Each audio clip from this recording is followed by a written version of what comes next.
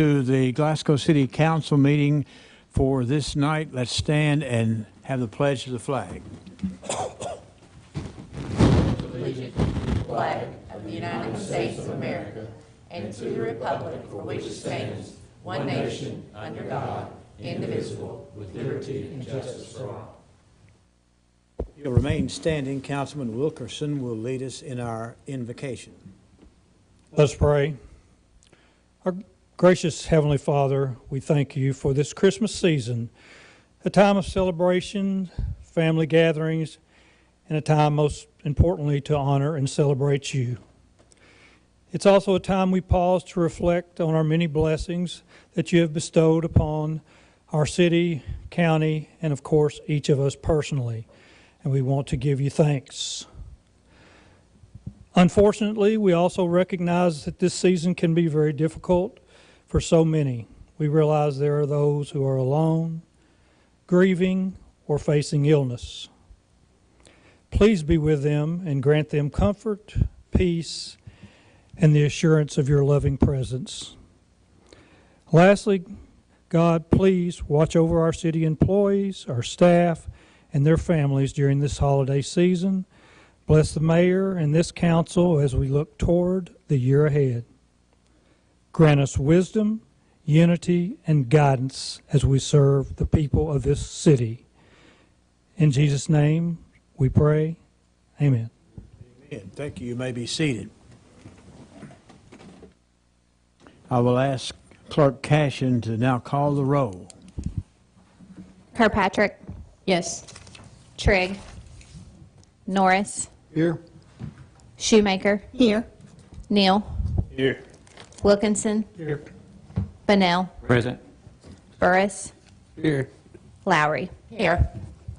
All right. We have a quorum. We will proceed with tonight's meeting. First of all, we need to approve the agenda that was sent to you on Thursday, the proposed agenda. If you had a chance to look over that, I will entertain a motion that we proceed with tonight's meeting using that particular agenda. Motion, Bunnell. Okay. At Lowry. Okay. All right. We have a motion and a second. Is there discussion? There being none, all in favor indicate by saying aye. Aye. Opposed, like sign. We will move forward with the agenda as it was presented to you. The first item of which on the agenda is to approve the minutes from our meeting back on December the 8th. You've had those since Thursday and had a chance to look over them. I will entertain a motion that we approve those and put them into the record. Motion. From Councilman Neal. Is there a second? Second. Okay, from Councilman Burris. Any discussion? All in favor indicate by saying aye. Aye. Opposed, like sign. Okay, we can now put the minutes of December the 8th in the record. Moving forward, we have some old business to attend to. Rich Alexander. First item is a municipal order appointing Charles Chappie Rice, reappointing him rather, to serve as a member of the Renaissance Steering Committee. This appointment shall be for a 2-year term expiring December 31, 2027. All right, you've heard the municipal order. I'll entertain a motion that we approve Charles Chappie Rice being reappointed to the Renaissance Steering Committee. Motion, Lowry. Okay. Second, Bunnell. Okay, so we have a motion and a second. Is there any discussion on this particular reappointment? There being none, all in favor indicate by saying aye. Aye. Opposed, like sign. Same committee with another reappointment. Rich? Right. This is a municipal order reappointing Melba Richardson to serve as a member of the Renaissance Steering Committee. This is a 2-year appointment expiring December 31, 2027. All right. You have heard the municipal order. I'll take a motion that we consider it for a vote. Motion Kirkpatrick. Okay, is there a second? Second, Bunnell. Okay, we have a motion and a second. Any discussion on the reappointment of Melba Richardson? There being none, I'll call the question. All in favor indicate by saying aye. Aye. Opposed, like sign. And that municipal order is approved as well. Let's move on to new business. First item of new business is a first reading on an ordinance rezoning property located north of the Lakeview Boulevard and Cleveland Avenue intersection and the Forester Road and Cleveland Avenue intersection. It appearing that the owner and applicant Hiram Herbert III has requested a zoning change for the property located north of Lakeview Boulevard and Cleveland Avenue intersection and the Forester Road and Cleveland Avenue intersection containing 13 acres more or less in the city. The request is for a zone change from I-1 to a B3 district. A schematic drawing of the property subject to rezoning is attached as Exhibit A and incorporated herein by reference. A trial-type due process hearing concerning this proposed zoning change was held on November 17th by the Planning and Zoning Commission. It resulted in the unanimous recommendation by the Commission that the property be rezoned from I-1 to B3. Copies of the findings and recommendations of the Planning and Zoning Commission have been forwarded to the Council, are hereby adopted by the Council, and attached to this ordinance as Exhibit B and incorporated herein by reference.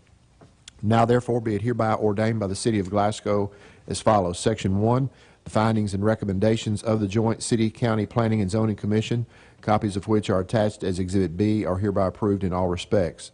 Section 2, the zoning for the property located north of the Lakeview Boulevard and Cleveland Avenue intersection and the Forester Road and Cleveland Avenue intersection containing 13 acres more or less in the city is changed from I-1 to a B3 classification.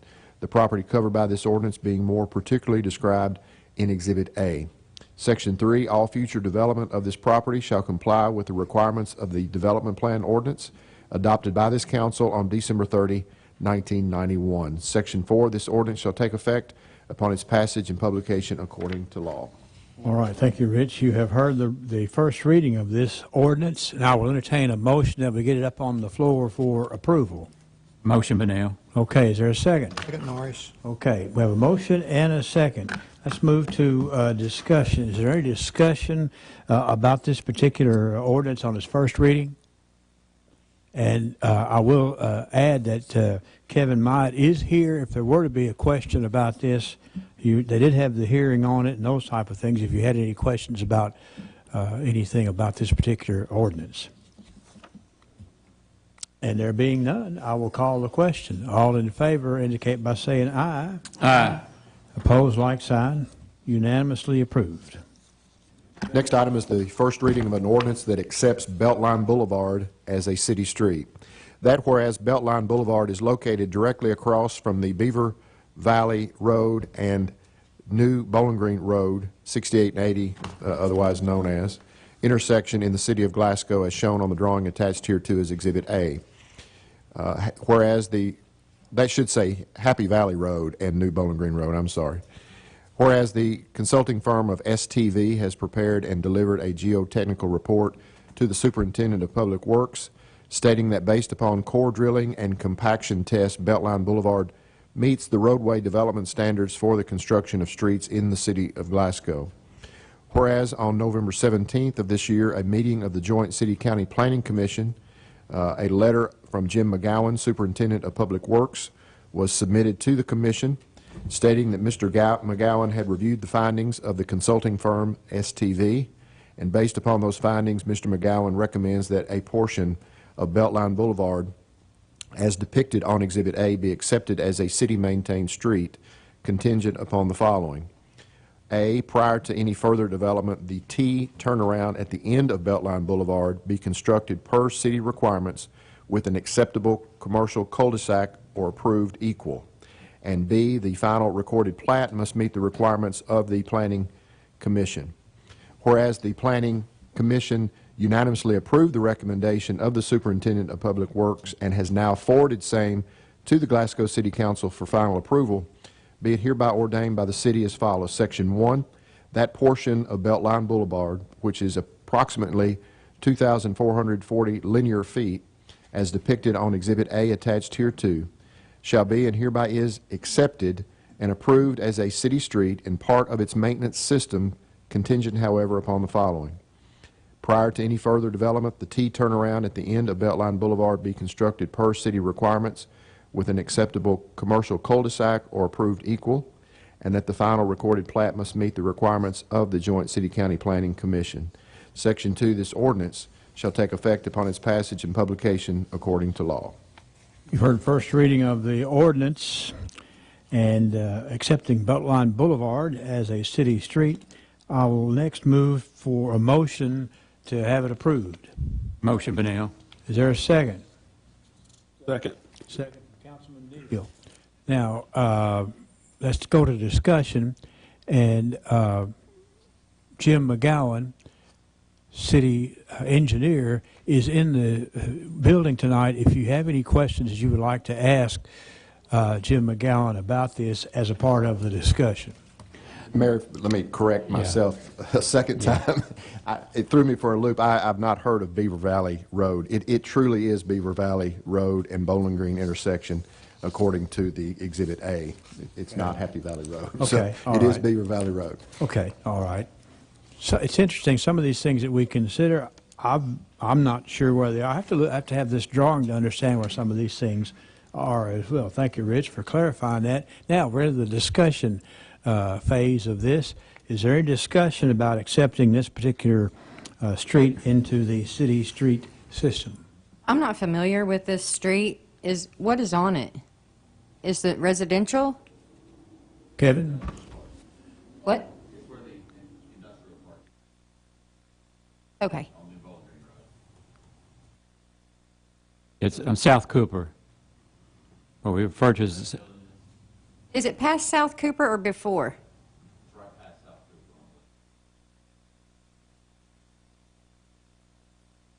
All right, other questions? We got all the people who live in this world every day here with us, if we need a question. the improvements to be made to the T turnaround, that'll be approved by the Planning Commissioner just through Public Works.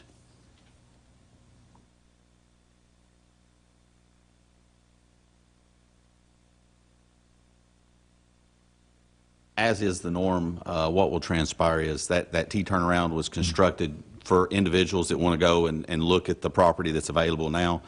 So as far as commercial turnaround and whatnot, it isn't built to those specs. It's more built to just your primary vehicles, smaller vehicles. So if that back lot in the new industrial park gets developed, that T turnaround or cul-de-sac will have to be redesigned to meet those standards for a tractor trailer or a garbage truck or something to be able to turn around there. When that does transpire, it'll have to be built to the city specs, which Jim and myself will inspect as they develop it or as they build that cul-de-sac or that turnaround. And then it'll go through the Planning Commission with Mr. McGowan's approval that it meets all of our minimum requirements with regards to, the depth of the rock, the base coat and the top coat and whatnot, and then it'll be resubmitted to you all for the last portion of that. This is industrial park. Who built the road to begin with? Barren Inc. built the road. They're the ones who technically so own they it. had to follow the. Yes, they had to follow the rules. begin with, so, Yes, yeah. yes. They all have to follow the same guidelines as anyone But they else did does. when they built it, I'm assuming. Yeah, that technical report that you have in front of you from SVT shows the depth, the core drills of everything, shows the depth of the dense grade, the depth of the rock, the depth of the base coat, to show that it meets our minimum specifications. This is just kind of off. So, does that road have to have the same kind of curbs and say as what I'm No, thinking is a city road? typically or we the, don't, the ADA accessibility or any of that? Well, typically we don't require the curb and gutter because large tractor trailers drive on that and it usually breaks up the curb and gutter. We do require it on residential and small commercial streets though. Yes, sir. Is there street lights on this road? Not presently, no.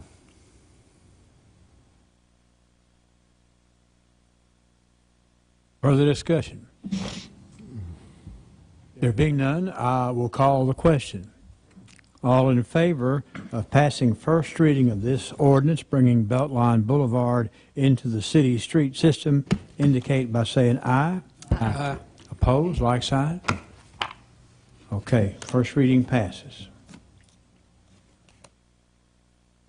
Next item, Mayor, is a first reading of an ordinance amending Ordinance 2525-3071, the city's ethical code of conduct applicable to officers and employees of the city and its city's agencies.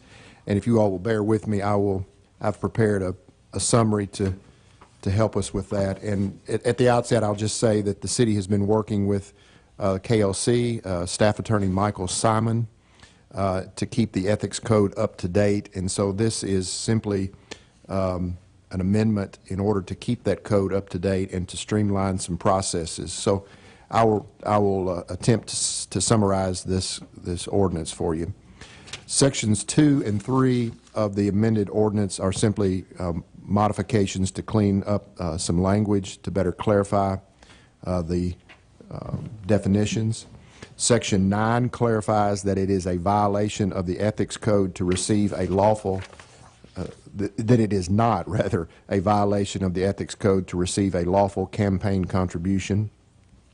Section 12 clarifies what the definition of representation means for purposes of Section 12.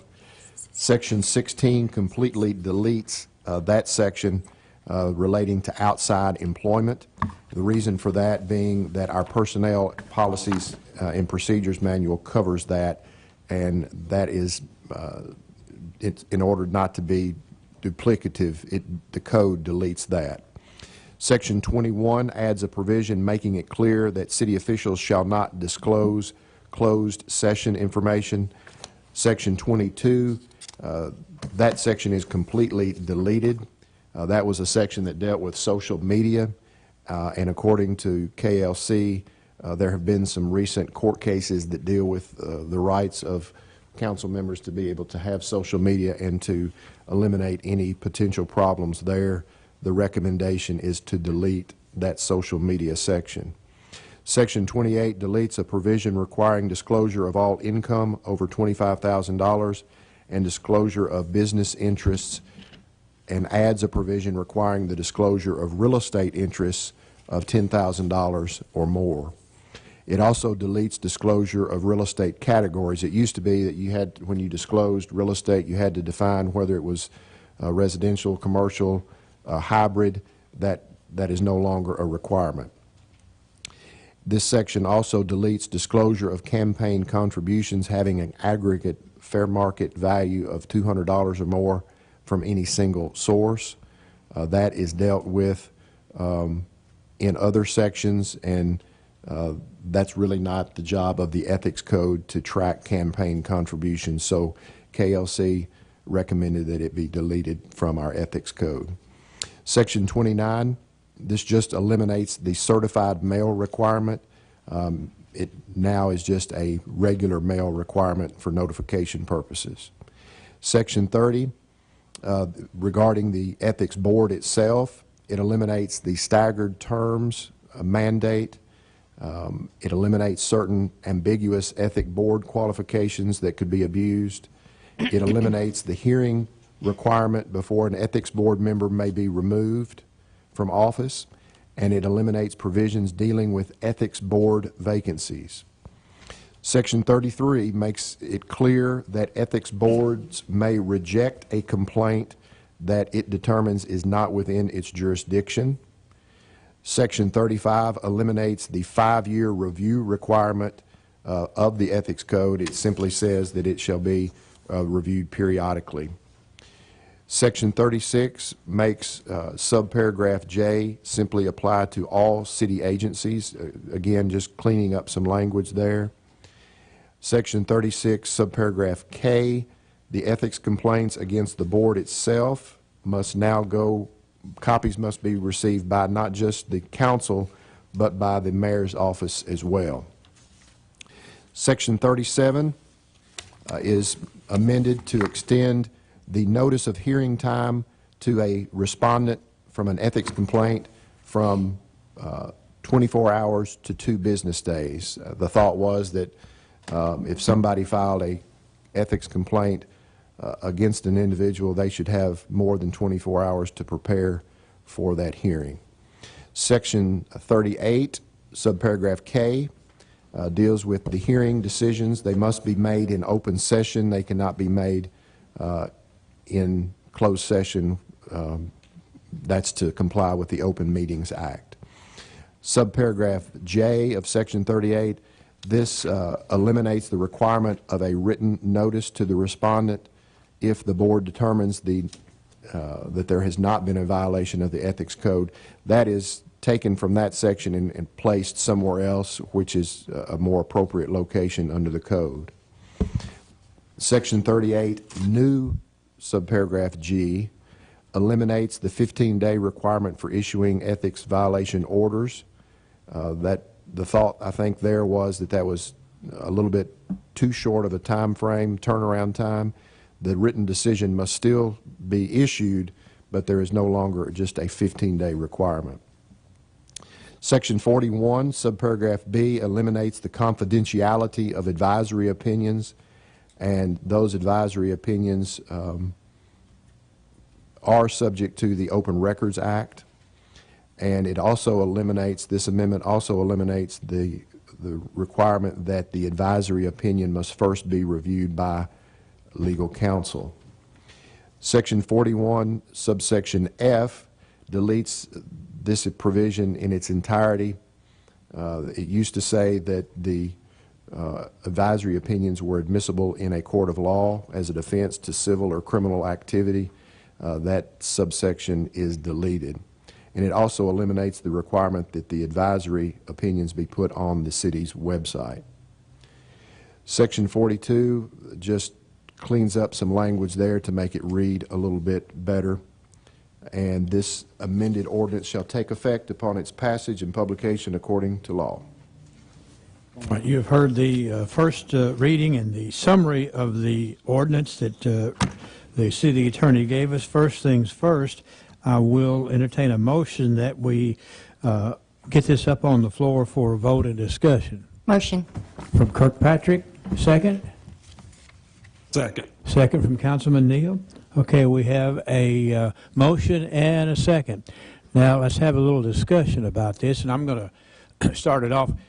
Help me with this. We were already beginning our 5-year required review of our ethics policies when the state says, hey, we're going to do that too.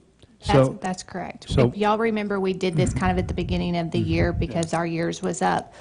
KLC told us then when they came down and spoke with us that this would probably have to be amended again because they were going through like state trainings and different stuff with them too. So that's why you're seeing some more changes now. Yeah. So we just held off on what we were doing until we saw where they were going with it, and now we have seen where they're going with it. But Rich, let me ask you this. Should this be approved, will there be, either through Danielle or through your office or somebody, a complete, full version of this where we don't have to go back and forth to the old one versus the new one versus the old one and all that? Correct. What you have in front of you shows the deletions and the additions, but when it goes to publish, Yeah. it will have the cleaned version, and that will be what we'll use going forward. So anybody wanting to file an ethics complaint or anybody under an ethics complaint would have one document with the most current rules quickly or easily available. Correct. Okay. Yes, sir. All right. Okay, other discussion. At the state level, is there like a group of lawyers that work on this throughout the year? How's that work?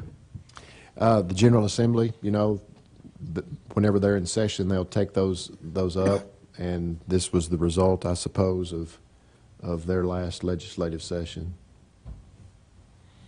Question I had related to Section 30 on the vacancies.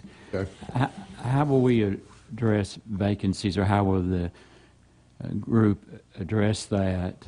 I didn't see other places where that was identified because, within that Section 30, if someone moved out of the area, then a vacancy is created, or if they marry into a family of someone that's a city employee, then a vacancy is obviously going to be created. But how are we going to fill that so we have 3 members and not just 2? That would be just like any other appointment, the mayor would submit his or her proposed candidate, and then the council would then approve that. So the vacancy that we're striking in F relates to the 60-day time period? Except the part that we're striking says, except that with respect to the member initially appointed, one member shall, that's eliminating what we call staggered terms. So what it means is you don't have to follow, if you appoint somebody to fill that vacancy, they don't necessarily have to fall within that original term. It could be, they'll just start fresh, in other words. That makes sense? It does, okay. So, but the item F that we're striking through, correct? Oh, item F, I'm sorry. I'm on page 16. I was looking at B, I'm sorry, item Yeah. F, okay. Okay. So on 16, when the vacancy occurs,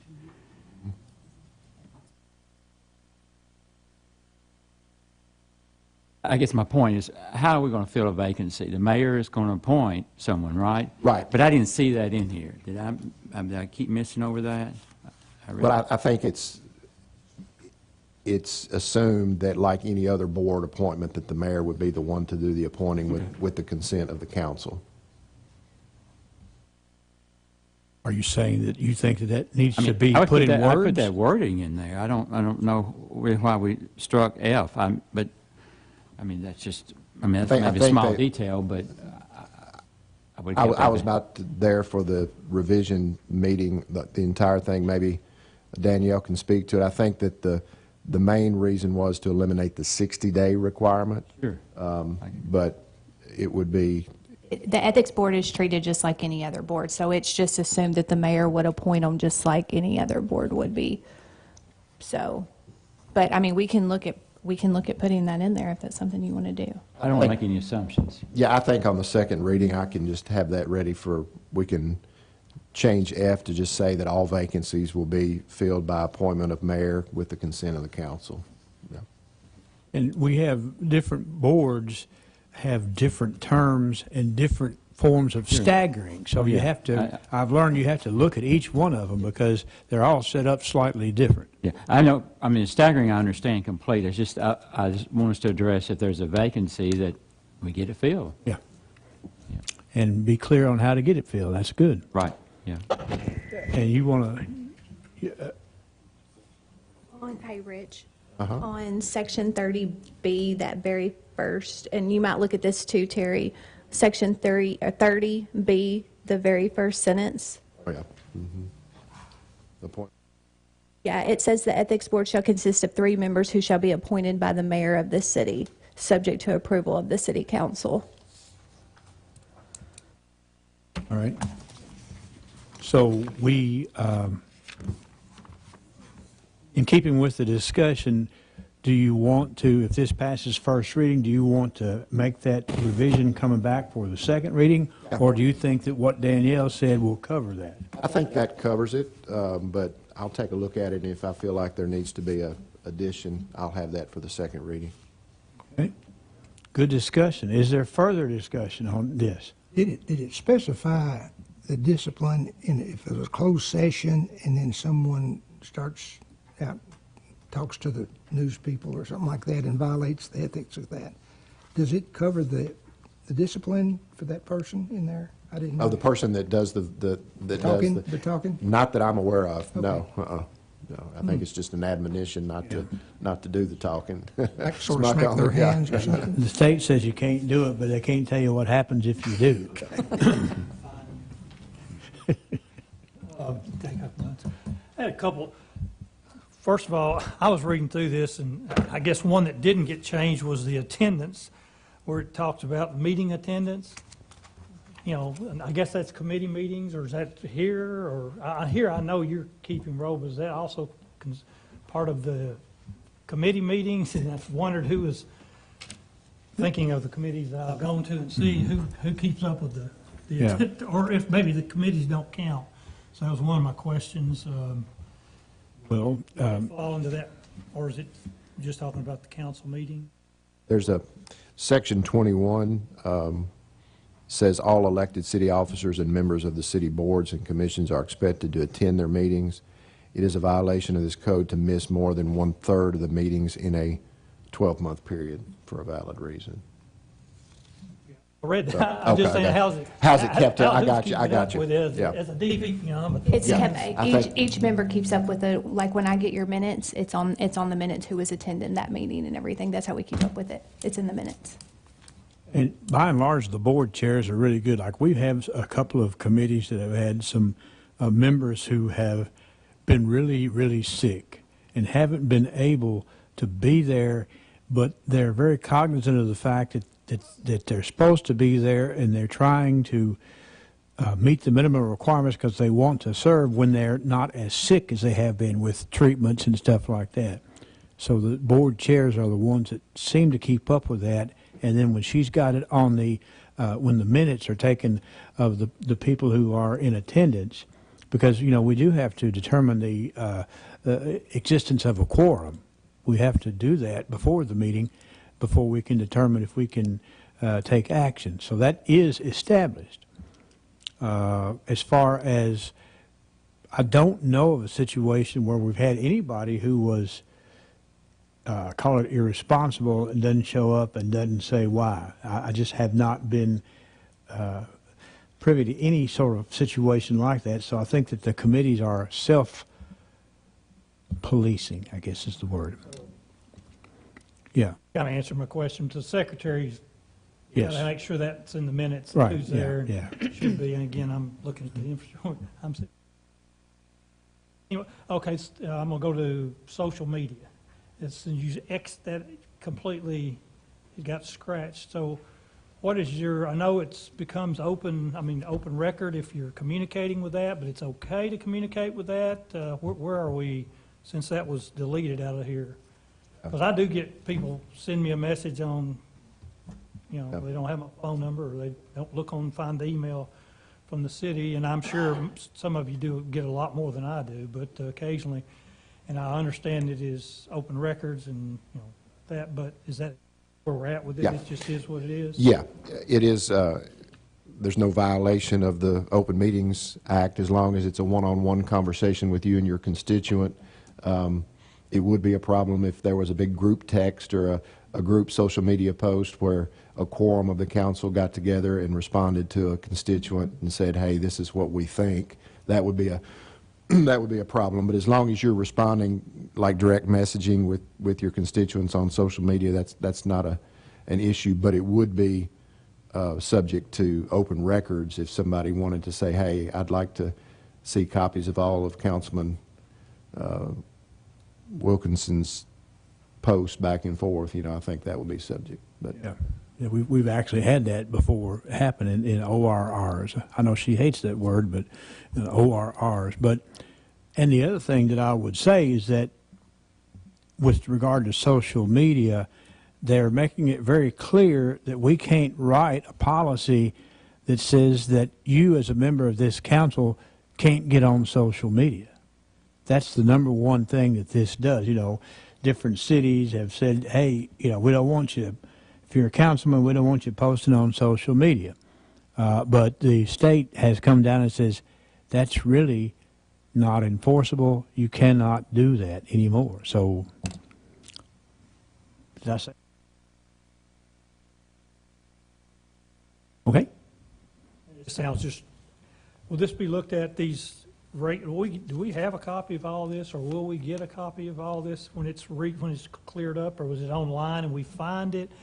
All the rules and that's when this is redone? There'll be a final, once the council approves it on second reading, it will be in the ordinance book, and then it will be online as well under the Code of Ordinances. Now it seems like it would be a yearly process, because if the General Assembly, somebody passes something, Yeah. or KLC finds, which is what I'm kind of used to that with school, the KSBA just throws down things and you change your policies every year.